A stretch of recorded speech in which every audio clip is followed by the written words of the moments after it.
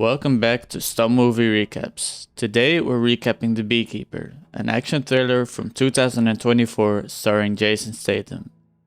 It's a revenge story, but with a twist. He's not just a guy with a grudge, he's part of something much bigger. So let's dive into the story and see what makes The Beekeeper sting so hard. We start the movie in a quiet countryside. Jason Statham plays Adam Clay, a calm and quiet man living in a small barn. He tends to bees. That's it. He's literally a beekeeper, collecting honey and caring for the hives. His landlady, a kind older woman named Eloise, becomes a victim of a scam. She gets tricked by a fake tech support scam, one of those phishing scams that look real. The callers convince Eloise to give them all her login details, and when she looks back at the screen, she sees all her money vanish. They steal everything, even the funds from the charity she manages. She's so devastated and ashamed that she takes her own life. Later that night, when Adam is headed to Eloise's house to give her a jar of honey, he sees all the lights are off and hears the alarm going off. When he arrives at the scene, he's caught by a woman, FBI agent Verona Parker, who is also Eloise's daughter. They arrest Adam, but find that he's innocent, so they let him go. Verona later apologizes to Adam, and they sit in the living room. Verona reveals what happened to Eloise. The scam operation has been active for 2 years, and the authorities still haven't found who's behind it. When Adam finds out, he's not just angry, he's focused. He decides to go after whoever did this. And this is where we learn Adam Clay is not just some kind of lonely farmer. He's a former beekeeper, but not the kind that works with honey. Adam starts investigating the scam, and he tracks down a local call center that's part of the larger network. He shows up at the call center carrying 2 jerry cans with gas. When the guards question him, he knocks them out effortlessly. He enters the building and calmly tells the workers to repeat after him. I will never steal from the weak, the vulnerable again. After being laughed at, he lets them know this isn't a joke. He empties the jerry cans across the desks as the workers flee in panic. Mickey and the security arrive. He tells his people to take care of Adam, but Adam isn't so easily to take care of. Adam wipes out the entire room with brutal efficiency. After clearing the room, he takes his jerry cans, puts an explosive on them, and wires them to a telephone. Guys, we might want to dip out. When the next scam call goes out, the whole building explodes. Adam's character is really interesting.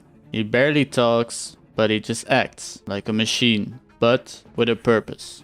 Next, we arrive at another office. We meet Derek Danford, the man behind the scam. He gets a call from Mickey, the manager of the now destroyed call center. And Derek isn't very happy to hear that his $30 million building just got blown up by a disgruntled customer.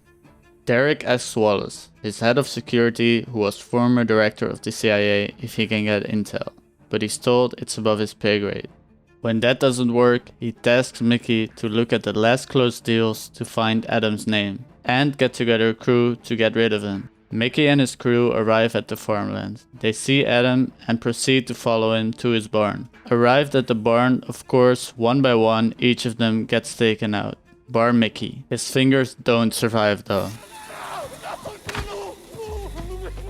Meanwhile, back at the call center ruins, Agent Parker and Agent Wiley are investigating the scene. The employees refuse to cooperate. Agent Parker though knows for sure that this is where the scam operated. So she's frustrated with the employee and cusses him out. That's when Wiley pulls her aside and informs her her mother's house is on fire. Let's go. What? Yeah. Once they arrive at the house, Parker and Wiley start to suspect that the beekeeper is the one behind both the call center explosion and the house fire. Mickey in the meanwhile escaped Adam's barn and is now located at an open bridge calling Derek to tell him about what happened. Sadly for Mickey, Adam catches him. He ties Mickey's arms together and then ties him up to his pickup truck and sends the truck flying into the water. Adam after that picks up Mickey's phone and warns Derek. He is the next target. Derek alerts Wallace and asks him to do something. Wallace lets Derek know though that he screwed it, but he will try. Meanwhile at the FBI, Agent Parker and Wiley find that Adam is a ghost, and probably part of a classified program. Head of security Wallace gets contacted by Derek's mother. She seems to have an important function, but we don't get to know what that is yet. Wallace promises her that he will try his best to save Derek. His next call to the CIA. The CIA finds that Adam has retired from the program, and they send the current active Beekeeper to get rid of him. Anisette, a lunatic killer. Anisette ambushes Adam at a gas station, but he kills her after an exhausting battle. After the fight, Wallace gets a call from the CIA. The problem has not been solved, and the Beekeepers have decided to stay neutral. Wallace and Derek are on their own. Agent Parker and Wiley once again follow the tracks of Adam, and think he's going to Boston, where Derek's office is, the place which oversees all his scam call centers. Wallace also gets together a new crew to defend this office. We now see Adam go to the hideout of the aforementioned Anisette. He cut off her fingertip, and with that he's able to enter the building. Inside he gets the weapons and information he needs, and then gets on his way. Agent Parker and Wiley get clearance from their deputy director to send a SWAT team and additional agents to protect the global scam call center. We arrive at the 9-star United building and see that it is a major scam operation. Outside we see SWAT and police arrive.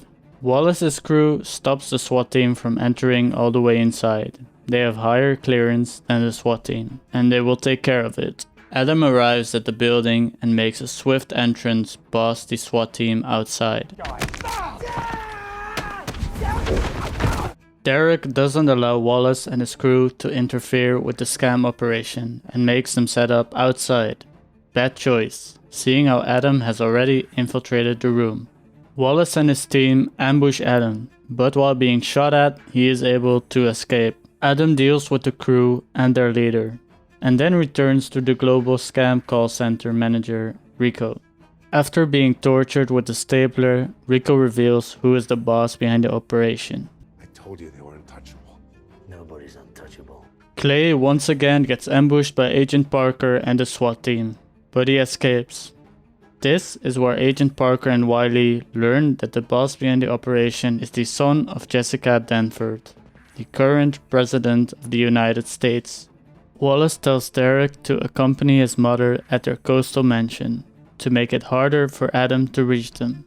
Also arriving at the mansion are Agent Parker and Wiley. We can see that the mansion is heavily protected by specialized forces, and it is also protected by anti-Beekeeper mercenaries. Jessica Danford arrives at the mansion, and she is pissed. She wants to know what is going on. Adam in the meanwhile sneaks in through a manhole. He takes cover under some vehicles, and when the bottom of the vehicle gets checked, he knocks out the guard and swaps his clothes, and proceeds to walk towards the mansion disguised as Secret Service. A little while later, Adam infiltrates a party that's going on at the mansion. Jessica and the CIA boss confront Derek, who admits to abusing CIA algorithms for a scam operation, used to rig Jessica's presidential elections. Adam then gets spotted by Agent Parker, and both the Secret Service and anti-Beekeeper mercenaries receive the news that he's inside the building. Adam gets ambushed, but by using an explosive trap he placed earlier, he creates a distraction and is able to escape. In classic Jason Statham fashion, he proceeds to fight his way throughout the building, knocking out the Secret Service team and the anti-Beekeeper team.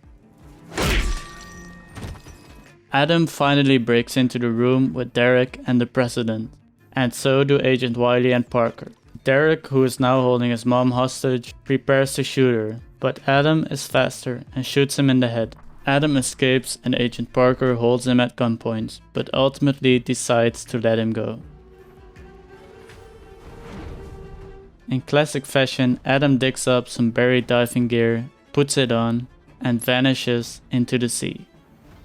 The Beekeeper is more than just another Jason Statham action movie. It has big fights, explosion, and cool stunts. But at the heart of it, it's a story about justice. What do you do when systems fail and when laws protect the guilty? Adam Clay becomes the answer to that question. He's brutal but fair. Thanks for watching another recap on my channel. Let me know in the comments what movie you would like to see next, and don't forget to like and subscribe.